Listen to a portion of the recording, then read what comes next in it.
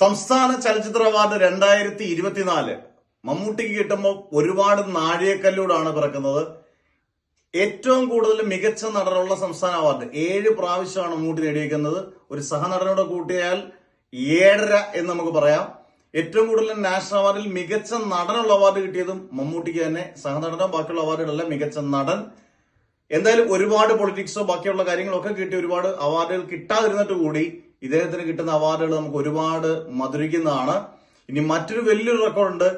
കേരളത്തിലെ സംസ്ഥാന മികച്ച നടനുള്ള അവാർഡ് കിട്ടുമ്പോൾ 3 വട്ടം അവാർഡ് മികച്ച നടനുള്ള അവാർഡ് കിട്ടിയത് വില്ലൻ പരിവേഷത്തിന് അദ്ദേഹത്തിന് കിട്ടിയത്. വില്ലൻ ക്യാരക്ടർ ചെയ്ത് കിട്ടുകയാണ്. 1 വിധേയൻ, 2 പാലേരി മാണിക്യം, 3 നമ്മുടെ ബ്രഹ്മയുഗത്തിലെ കൊടുവൻകൂറ്റി. ഇങ്ങനെ ഒരാൾക്ക് പോലും എനിക്കൊന്ന് ഇന്ത്യൻ സിനിമയിൽ കിട്ടിയിട്ടില്ല വില്ലൻ ക്യാരക്ടർ ചെയ്തതിന് മികച്ച നടനുള്ള അവാർഡ് കിട്ടിയത്.